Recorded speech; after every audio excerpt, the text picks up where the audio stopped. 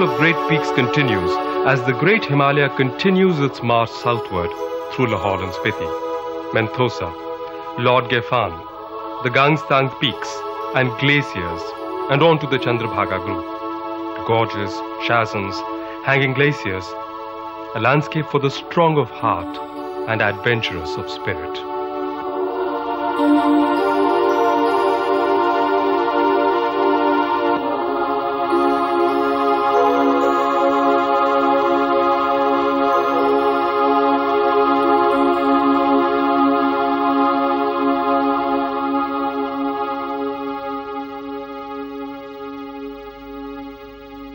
This is Lahaul, a land that time forgot. The place where man and vegetation have as yet had little time to change what is essentially an ice age landscape. If the Ladakh landscape is awe-inspiring, Lahaul is overwhelming. Low rainfall and a minimum altitude of 11,000 feet combine in a landscape mostly devoid of vegetation and having one of the harshest climates in the world. Lahul and Spiti have the largest deposits of ice next to Karakoram in the Indian Himalayas, and the landscape indeed is constantly changing under the influence of ice and the omnipresent winds. These regions are a three-dimensional lesson in geology, with its exposed rock and millennia-old ice, documenting the days when the Himalayas were young.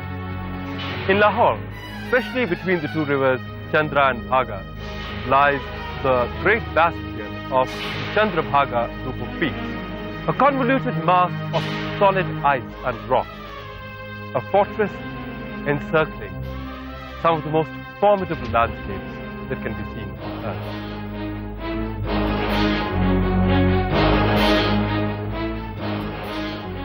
Lahaul has few points of entry and exit. To the northwest, the Chandrabhaga has gorged a near impassable gorge.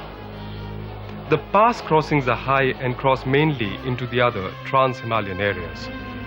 There are only three main passes connecting Lahaul with the lower hills. The Kukti, leading to the Chamba Valley, the well-known Rohtang leading to the Kullu Valley, and the Hamta, a trekker's delight, also leading to the Kullu Valley.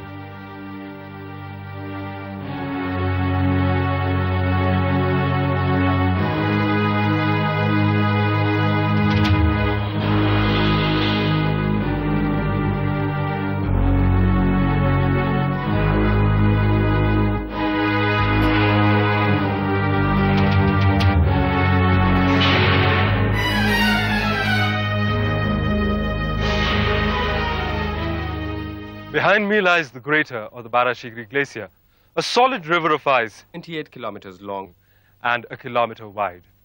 To the northwest of this lies the unique 8-kilometer long Baralacha Pass, which literally means where all roads meet. Baralacha is one of those famous passes from Himalayan history, where paths from Zanskar, Lahaul Spiti and Ladakh meet, and over the centuries, travelers have crossed it in all directions. The two rivers of Lahaul, the Chandra and the Bhaga, also arise on snowfields on the opposite sides of this pass. The Chandra then takes a circuitous route through Lahaul, collecting waters from Samudra Tapu and the Shigri Glacier, ultimately meeting up with Bhaga at Tandi, forming the Chandrabhaga.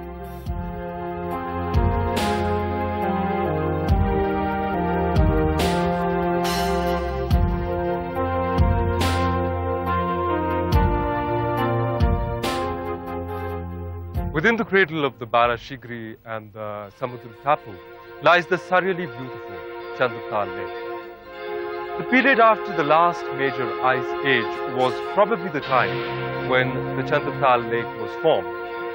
When the glaciers receded, leaving behind considerable dead ice masses trapped in ice-polished rocky landscape composed entirely of one of the oldest core materials of the Himalayas, crystalline rock about 2,000 million years old.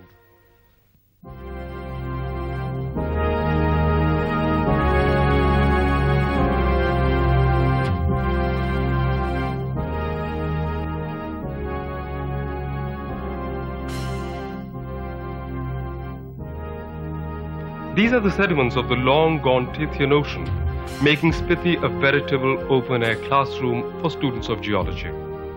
Here is found the 130 million-year-old ammonite slate, from which the Tibetans get the highly prized spiral ammonites, a fossil from the Jurassic era.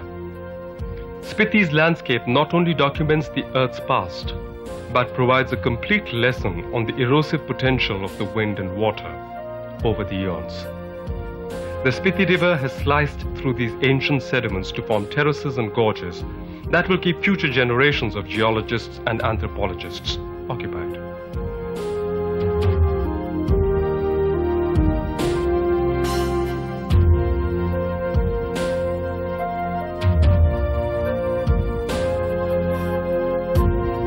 If the landscape of Lahaul does not satisfy your spirit of adventure, there is always Spiti, higher in general elevation than Lahaul, and if possible, having an even more difficult and rugged terrain. Spiti is veritably ringed by a wall of some 6,000 meter high peaks and is riven by a landscape of some of the deepest gorges and canyons seen anywhere on Earth, with vertical ramparts plummeting down 3,000 meters. From Lahaul, the main access to Spiti is through the 15,500 feet Kunzam Pass. Climatically also, Spiti provides little respite, with winter temperatures as low as -30 and relentlessly cold winds all the year round. Being in a rain shadow zone, Spiti is arid, except for the limited area in the valley floor. Buddhism came to Spiti sometime in the 8th century, and as in other trans-Himalayan areas, played a very important role in the evolution of Spitian society. We'll take a closer look at the people of Spiti in today's People Watch.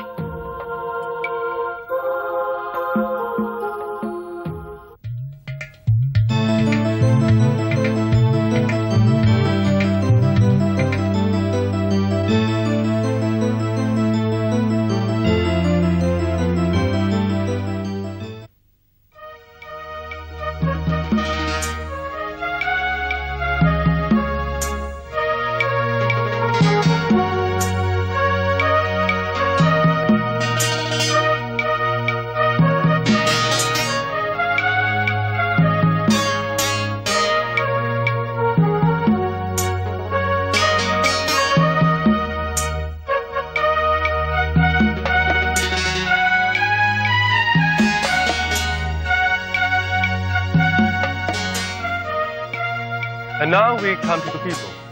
Lahul and Spiti have probably the least population density anywhere in India, and the population and habitation is concentrated on a few points across the main river valleys.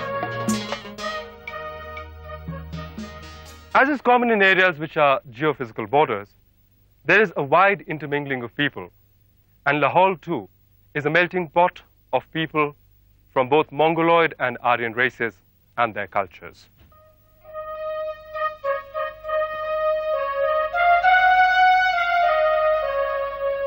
Unlike neighboring Kinnaur and Lahaul, where polyandrical practices were in vogue, Spiti evolved different means of dealing with the twin problems of limited arable land and an expanding population.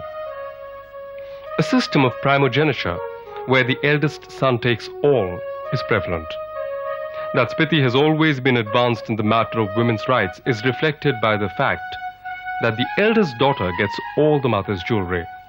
The younger siblings have to fend for themselves and can always fall back upon the social security system of the Trans-Himalayas, the monasteries and the nunneries. Not surprisingly, living in such an environment makes them extremely hardworking and industrious. qualities that have benefited many a Laholi entering business, as roads, administration and tourism have integrated Lahul and Spiti more closely with the rest of India. But a lot remains to be done. And as this area is ecologically so sensitive, a lot will have to be done in the future. Come winter, and Lahaul reverts back to an island in time, as all access and communication from the rest of the country is cut off.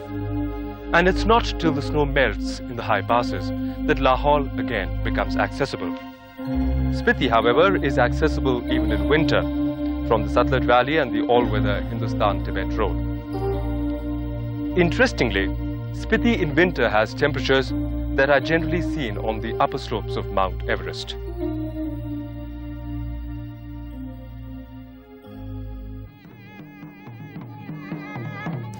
The wild and isolated nature of these mountains, the severe nature of the winter months, all combined to lead the people to devise their own methods of amusement. Besides singing, dancing and drinking, popular in any culture, sports like archery acquired a high level of refinement.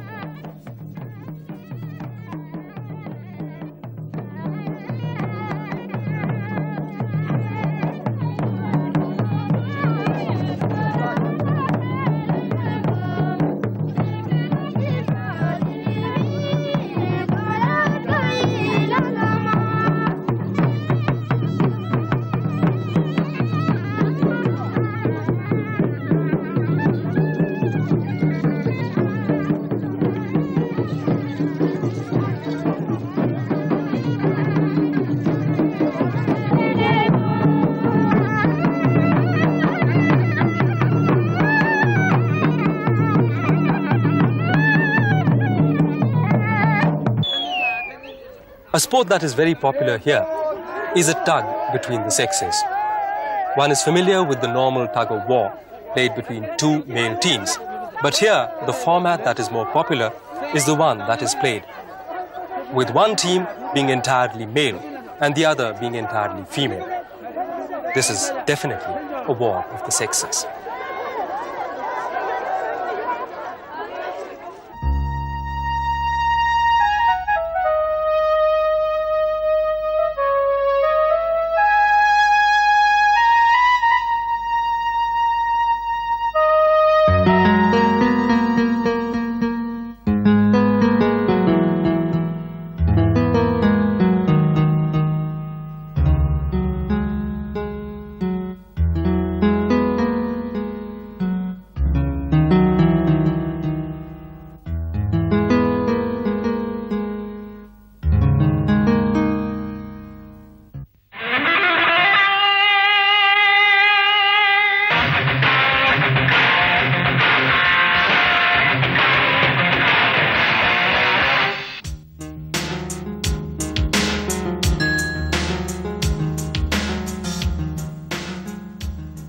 Like all environments that are hostile to man, the incredible panoramas of Lahul and Spiti, despite their ruggedness and scale, enclose a delicate ecosystem. At the moment, the human element is still balanced in the traditional mold, but rapid urbanization and development of tourism are in a position to bring about some very real changes in the near future.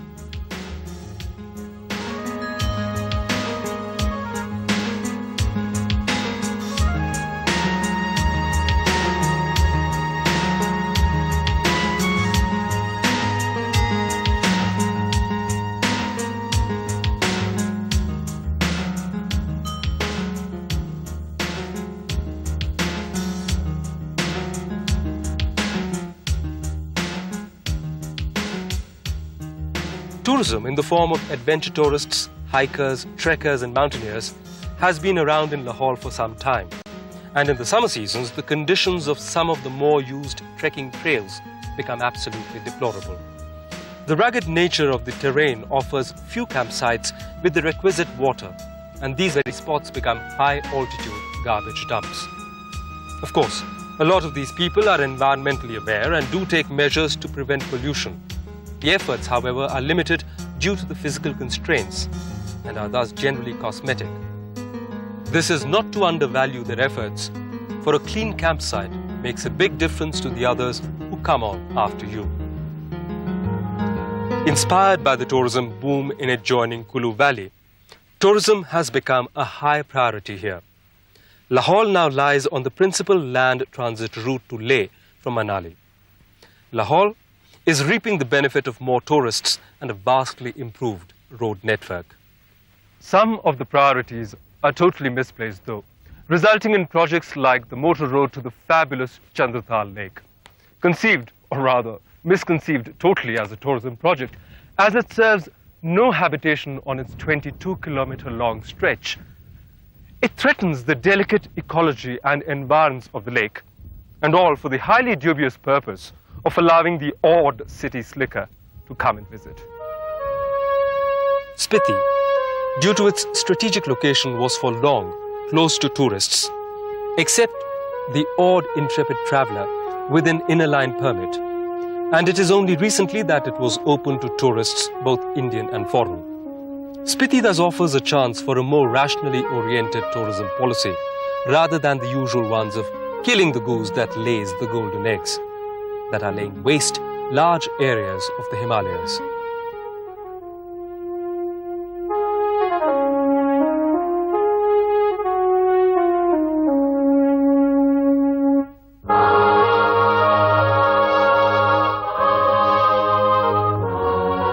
Thus, permits for hotels, road construction activities, etc. have to be evaluated on the basis of a very real assessment of the needs, requirements and capacities of the local ecosystem.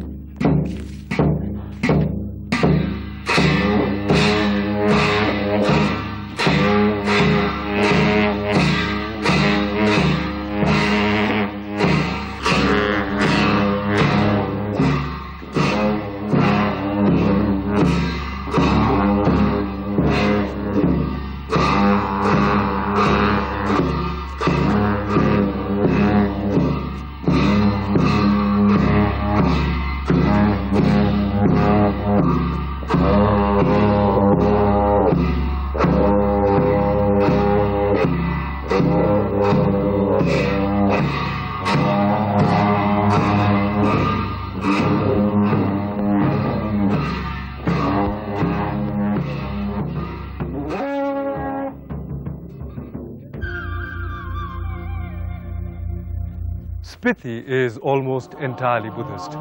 The larger gompas like the Ki and Tabo, which are now on the tourist itinerary, are incredible.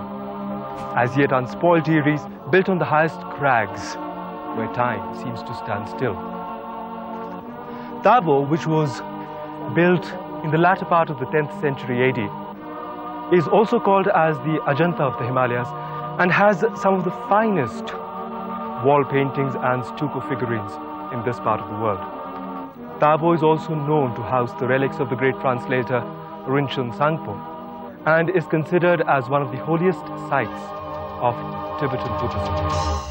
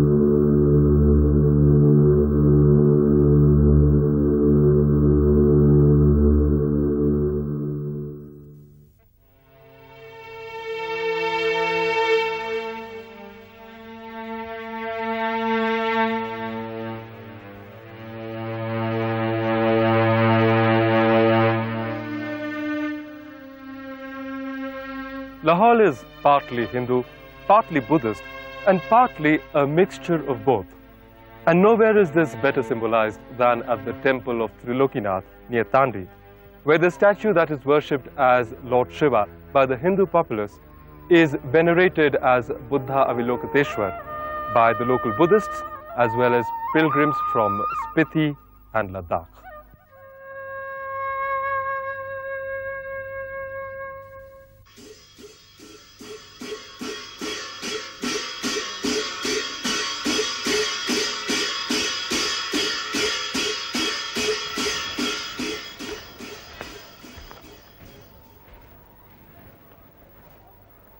Just a few kilometers away, where Myar Nala meets Chandrabhaga, lies the temple of Markula Devi in Udaipur. This wooden structure, built by the Chamba kings in the 6th century AD, is ascribed to the Michelangelo of the Himalayas, Gugga. This is one of the oldest wooden structures in the world. The interiors are liberally embellished with exquisite wooden carvings that eclectically take scenes from the Ramayana, the Mahabharata, all interspersed with scenes from the Buddhist cosmology.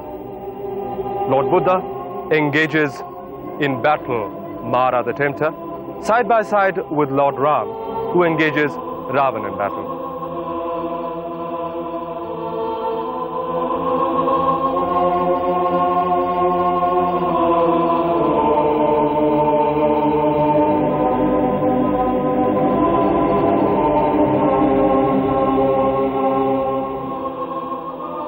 The goddess who is enshrined in this temple is Kali, and she is venerated here as Markula Devi and is worshipped by the Buddhists as Dorje Phagmo. This philosophy of live and let live is generally a part and parcel of remote human habitation and outposts, where the odds imposed by a relentless Mother Nature can only be overcome by cooperation between fellow human beings. In terms of human relations, Lahul and Spiti have a lot to teach the rest of India.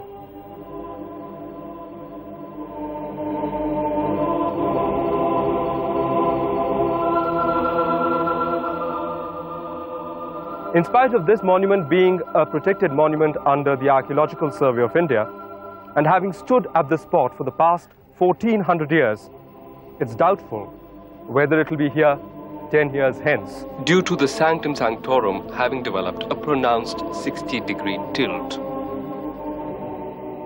Spiti has always been a mountaineer's delight.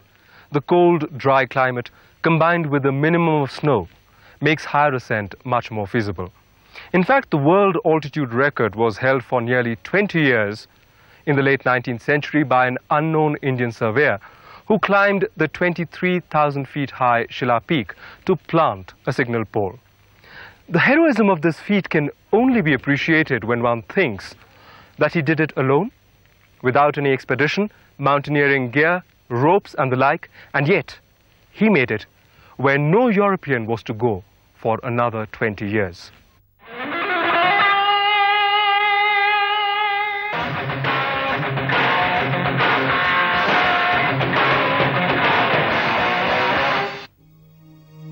Icy winds, a debris-strewn landscape, and a mean altitude of over 11,000 feet. This is the landscape over which the Himalayan griffon vulture rules and preys. By far the most common raptor in the Himalayas, it also has the widest seasonal altitudinal range in autumn, ranging up to 5,000 meters above sea level. Raptors, or carnivorous birds of prey, such as these, are particularly good environmental indicators. Being at the top of the food chain, they are particularly sensitive to ecological disruption. In other words, if an environment was disturbed, raptor populations would probably start to decline.